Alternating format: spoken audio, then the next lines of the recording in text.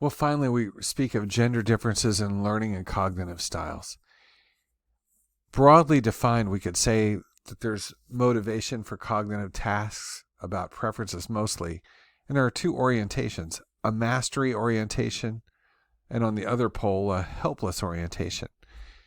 And certain sorts of adult feedback to children can contribute to a helpless orientation. So, for example, girls' feedback suggests a lack of ability, often from adults. And I'm not speaking of the way that it should be, but of course, trends that have been shown in research where boys, when they get feedback, it's a lack of effort. And of course, there's a different implied perception there. So might this explain some of the math and science orientation that to some degree prevails to this day with the kids being enrolled at MIT that are overwhelmingly male? Well, that's a possibility. And by the way, let's say the entering class this coming year in 2024, 18-year-old first-year students at MIT would have been born in 2006.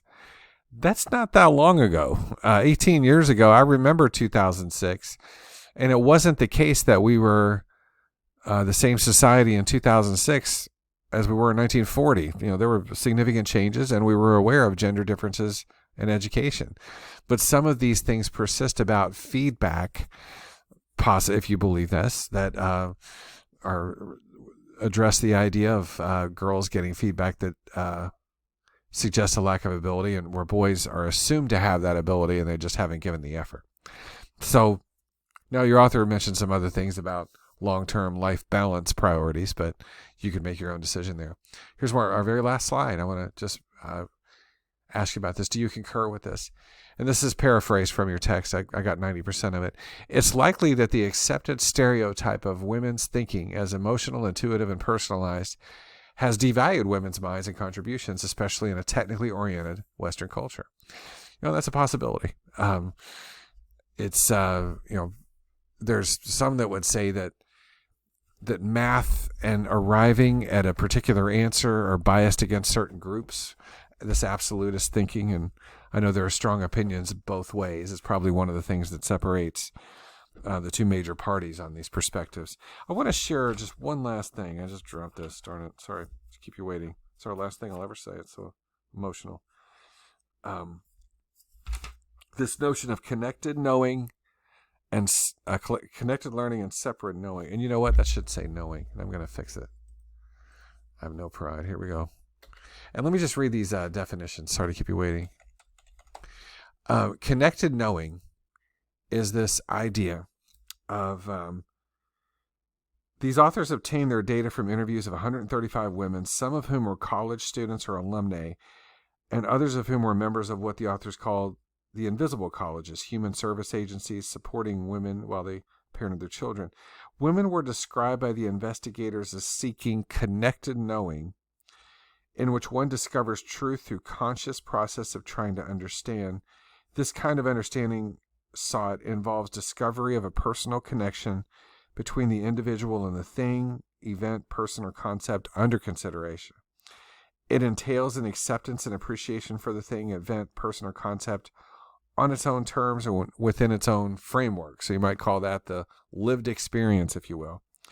Another style of knowing, separate knowing, is perhaps more typical of men and also of women who are socialized in successful traditional male environments. This kind of knowing strives for objectivity and rigor, for the learner to stand apart from the thing, event, person, or concept being learned or understood. The orientation is toward impersonal rules or standards and involves mastery rather than engagement with information to be learned.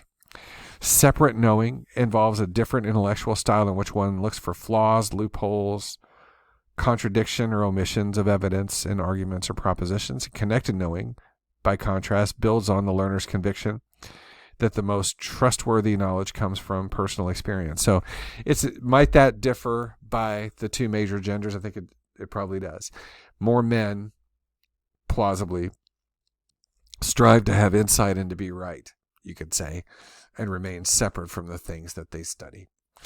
So it's an explosive subject. I come in with my own thoughts on things. As I said in the previous slide, I'm comfortable with the assertion that there may be gender differences when you're considering the two genders only, as your author does, that are different. It doesn't bother me that one of the two major genders may be better at one thing and not the other.